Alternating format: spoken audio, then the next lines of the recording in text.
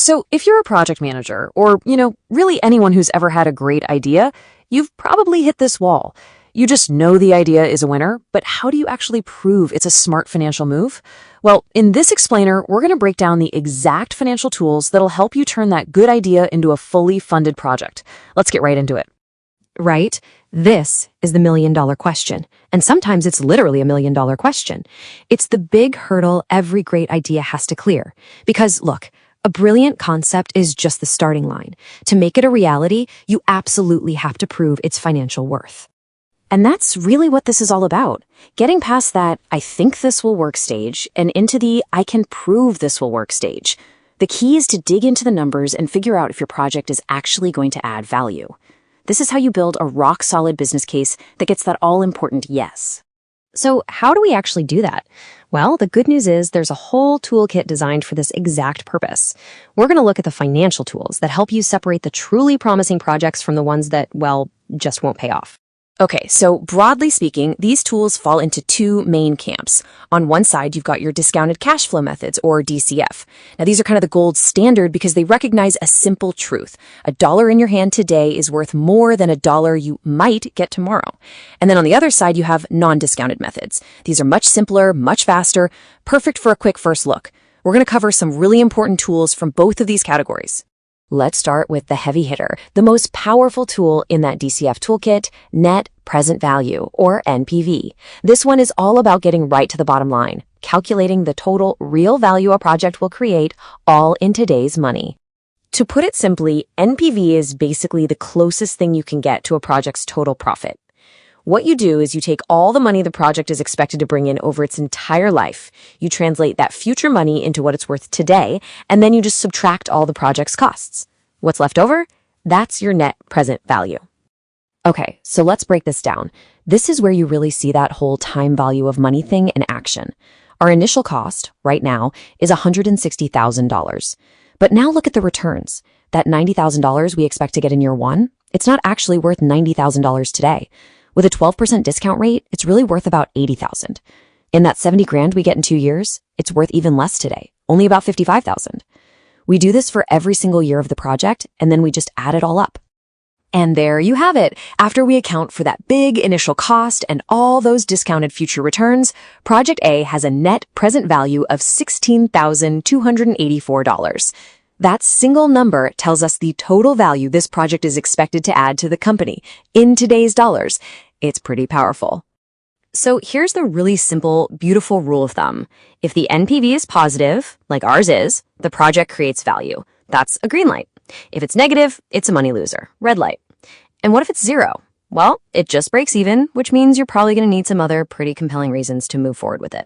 Okay, so NPV is great. It tells us if we're going to make money, but what about how fast we'll make it back? And maybe more importantly, what's our risk along the way? To answer those questions, we're going to look at a couple of the simpler, non-discounted tools. First up is the payback period. This metric answers a very, very practical question that every stakeholder asks. How long is it going to take to get our initial investment back? It's all about measuring the speed to break even. And the calculation is pretty straightforward. Let's say we invest $150,000. Okay, after year one, we make back $42,000, so we're still $108,000 in the hole. After year two, another $55,000 comes in, leaving just $53,000 left to recover. So we know we're going to break even sometime during the year three. Since year three's total profit is $63,000, we just need to figure out what fraction of the year it takes to earn that last $53,000. And the answer is 0.84 years. So we add that to the first 2 full years, and we get our total payback period of 2.84 years. In less than 3 years, this project has completely paid for itself. That is a fantastic metric for understanding just how efficient a project is. All right, so knowing how fast we get paid back is great, but we also have to understand our exposure. I mean, what's the deepest we're going to have to dig into our pockets before this thing starts paying for itself? This is a really critical question for assessing risk.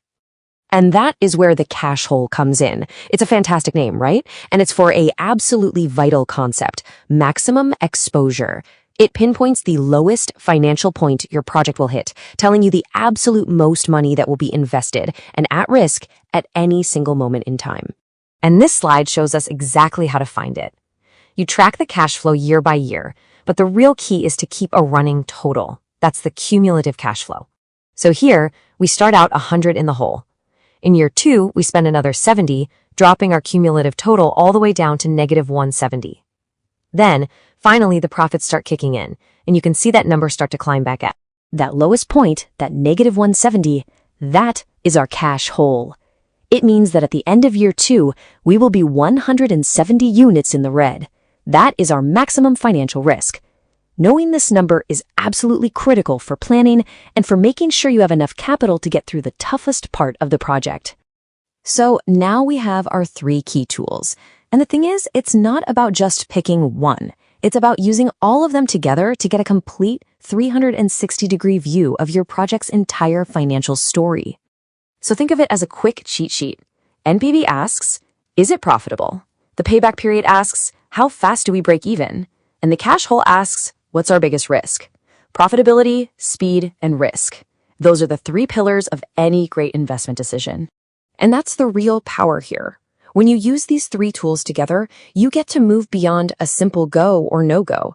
You get a much, much deeper understanding of the project's financial journey.